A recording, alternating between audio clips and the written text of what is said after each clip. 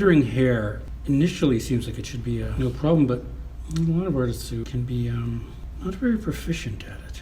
So what I'm going to do is just get a face in here. And also we're going to be kind of doing something to do with acting, emoting. Now, believe it or not, the, anger and all that sort of business, that's not that hard to draw. Somebody being droll or demure, strangely enough, is actually much more difficult. And to nail it and to get it right so that it looks good. I kind of like figuring out exactly what the character is doing in the scene, and the rest can kind of follow through. What's the conditions? Is he outside? Is he in direct sunlight? You can make some determinations about lighting then. And the more lines you put on a character's face, the older they look. It's kind of the way it is anyway, right? But it's a conceit in comics that not to have too many lines. So like I said, you can go from looking like somebody in their 20s or 30s to looking somebody much older very, very quickly. It's also a conceit that I have heard repeatedly, and had it repeatedly said to me about, when you're drawing somebody, and especially if it's a native character, whatever, and I've had people straight flat out go, he doesn't look native. I'm going, I want somebody to quantify that for me one of these days. What does a native person look like? Because, the Pueblo First Nations don't look anything like Coast Salish people, who don't look anything like my people. And the Inuit certainly don't look anything like the peoples from the East Coast. So what's a native face?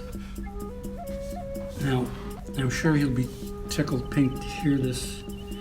My brother Nicholas, my older brother, he is pretty much my template for my lead character in my comic project. So when you're looking at him, there's a lot of those shots that just look exactly like my brother Nick.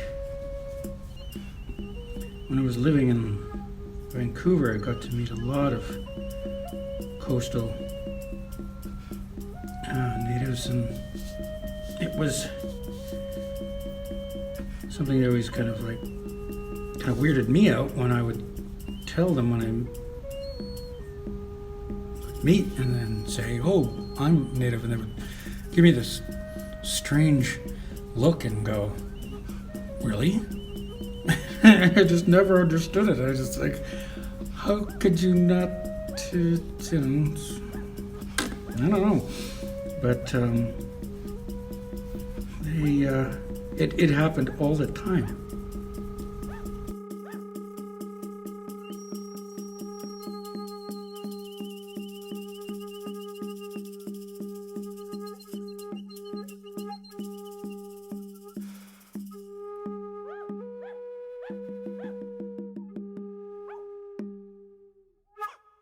Now, one of my favorite artists whose hair, I just like, man, this guy, he was amazing at rendering hair. And I guess you can say I try to emulate it. And I don't know so much here, but ordinarily, did a drawing of my friend Julie, made her look like a superhero. The hair that I did for her to mimic her hair was a very, very Barry Windsor Smith. I was actually proud of that. It's actually like, wow, actually that was part of the drawing that I really enjoyed in terms of the how it turned out, because Barry Windsor Smith, his hair that he drew on characters, and it's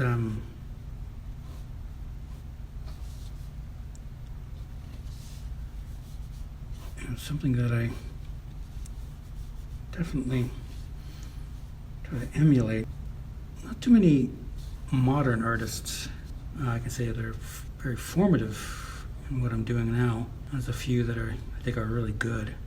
But I like harkening back to the some of the original comic guys that most will say, these are the guys who started it all. Like John Byrne, Jim Lee's another one, and Jay Lee. I don't think they're related. Certainly not the Stan Lee, anyway. Okay, so our young, very pissed off native character here. Something's behind him and he's turning quickly to react to it. So I got the hair kind of flowing in one direction here. This way I don't have to use motion lines. I hate having to rely on them to indicate motion. I would rather do it in the art somewhere. So this particular character's got a lot of hair. There's several different types of shading technique here. Okay, let's just figure out something here. Where's the light coming from? We'll say over here. So we'll shade all of this in. Highlights will get thrown here, all along the separation crest. Right like that. So, here we go.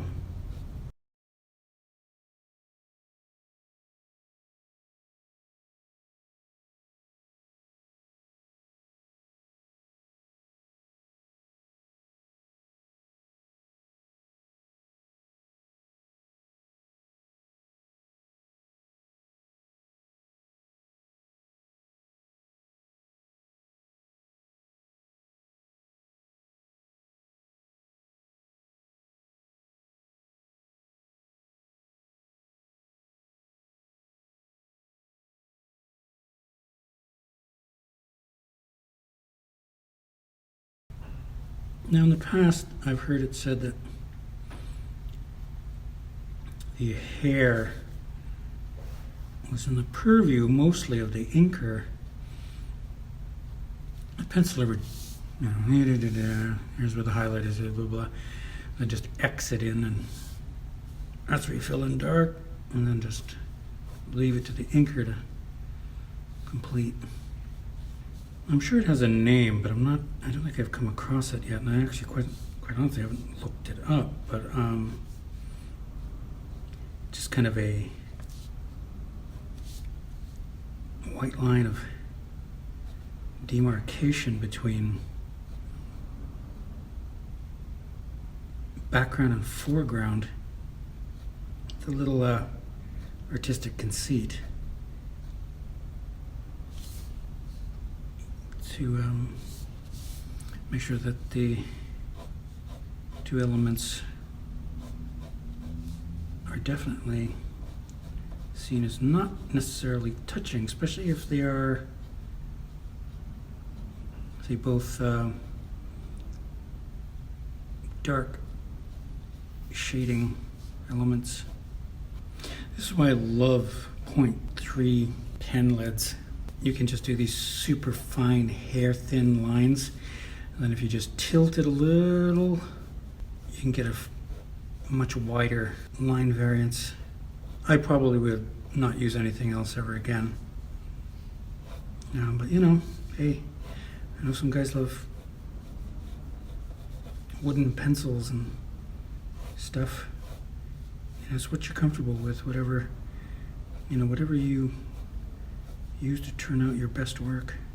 A couple sessions ago, we were drawing Bigfoot, and the hair there, I was trying to get a more of a ruddier, thicker, coarser hair effect.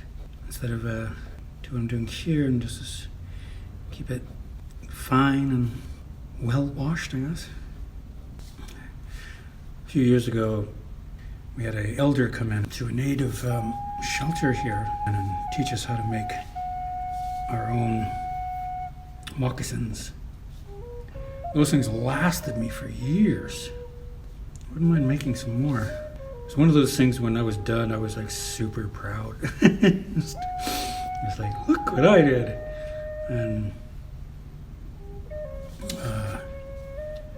but I couldn't help but just marvel at the ingeniousness of it. And when I was pulling the sinew across the top lip of the shoe, tightening it all up and then just seeing it come into that shape, that very familiar shape, that just really got me in terms of like how bloody brilliant this design is. I'm always amazed that I see some of my artistic brethren do things that I know I can't do.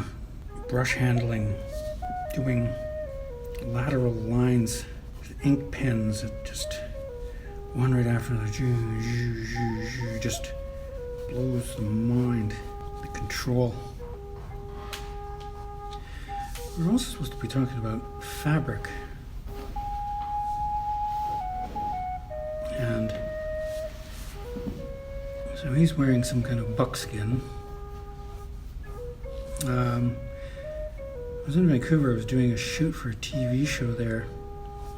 They wanted real live historical native people for the show. The first time I got to wear buckskin from head to toe. And at the time my hair was short, so they gave me this big long wig. And we're standing out there. It was Vancouver winter, so it was not quite like a Toronto winter or anything like that, but still kind of cold, at least to everybody around us, because as we were standing there, it was a group of about 10 of us who were all in this authentically made native garb, and I'll tell you, we were boiling hot inside this, and what didn't seem like to be a heck of a lot, and but it was more than adequate. And people around us standing in there in North Face jackets and you know, that kind of thing, and they were freezing to death. we're actually complaining that we were really, you know, warm.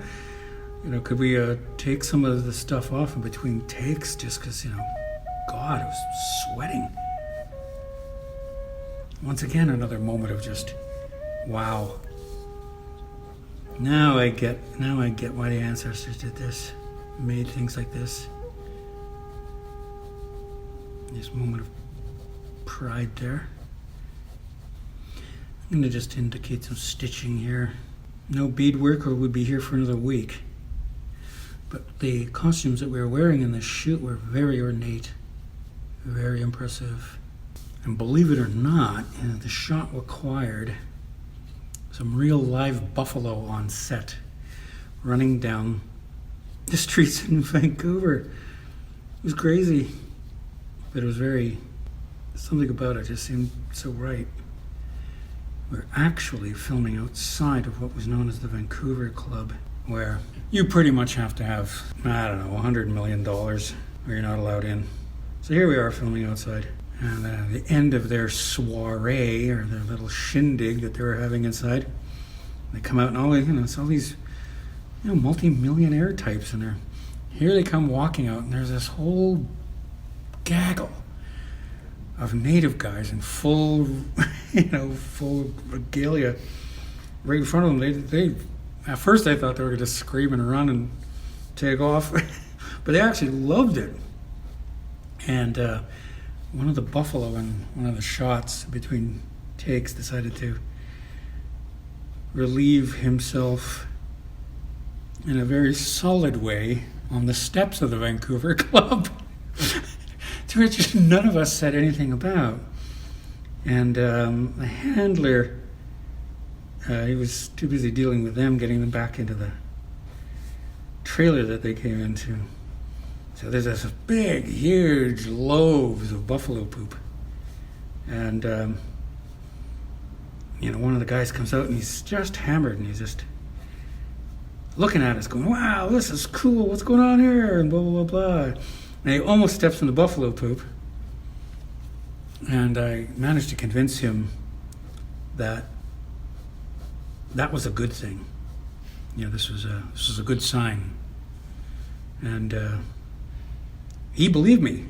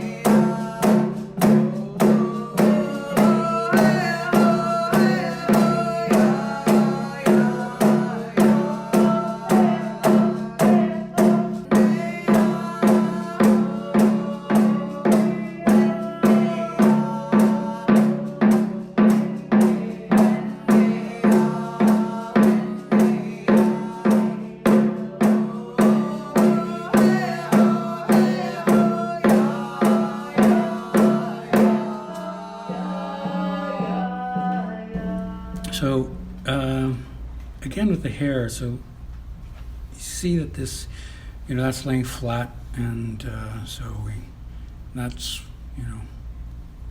where the highlights will run here. They're just showing that the crest of the head is curving, and you can, that's the beauty of using shadows and shading, and the eye just goes to areas, and hopefully that's, then you've done your job. More often than not, when you draw something, and like I've said in the past, the drawing is redrawing. A lot of things that I've looked at, and actually the last episode was about redrawing a whole section of a page that I'd already thought I'd finished, but you can't just arbitrarily fall in love with your own artwork. You've got to be judicious, and sometimes you just have to bite the bullet and go, all right, screwed that up, gonna go back and correct it. Now that was that correction that I did, it's only on the second issue now, whereas in the first issue I'd changed nothing. Not one stinking image. That is as good as I could get it, and believe it or not, that was solidly in my head. There was no reason to actually go back and change anything. I still look at those images from time to time, and you during this series get to see some of it, and then one day you'll get to see all of it. Well,